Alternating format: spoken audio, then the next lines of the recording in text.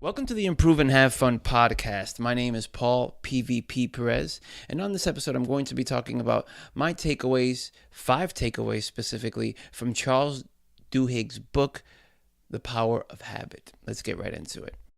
I read this book with the hopes of curbing my bad habits, those being watching and masturbating to porn, consuming more than creating, and eating saturated fats, which I know are bad for my heart. I felt that the power of habit could have been summed up much quicker.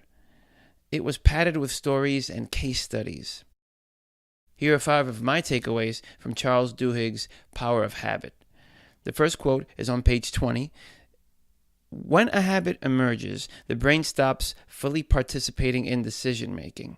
It stops working so hard or diverts focus to other tasks. So unless you deliberately fight a habit, unless you find new routines, the pattern will unfold automatically. Once again, that was on page 20. The next quote is on page 73, and it says, the old cues and cravings for rewards were still there, waiting to pounce. The alcoholics only permanently changed once they learned new routines that drew on old triggers and provided a familiar relief. That was on page 73. The next quote on page 160 says, but sometimes even destructive habits can be transformed by leaders who know how to seize the right opportunities. Sometimes in the heat of a crisis, the right habits emerge. And in the book, I wrote a little note there.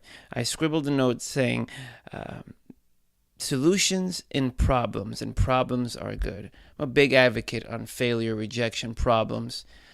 These are some of the best teachers. These are some of the best lessons you can learn. So kind of invite the rejection, invite the problems, invite the failure. Like I said, some of the best teachers you can have.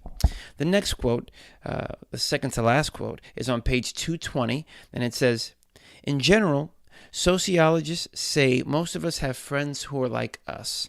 We might have a few close acquaintances who are richer, a few who are poorer, and a few of different races, but on a whole, our deepest relationships tend to be with people who look like us, earn about the same amount of money, and come from similar backgrounds. Very interesting there.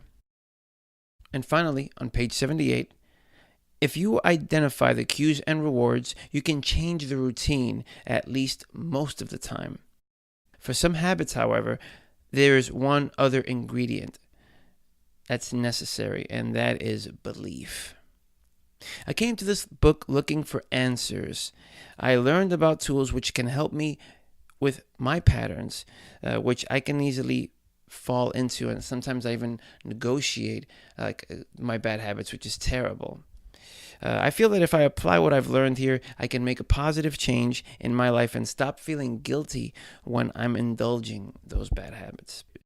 If anything that I've discussed right in this video was of interest to you, if you have any thoughts, comments, please do so in the comments section below on this video. And if you want to go ahead and buy this book, I'll leave a link for that as well in the description for this video. By buying the book through that link, you support both the author and myself. Thank you so much for watching.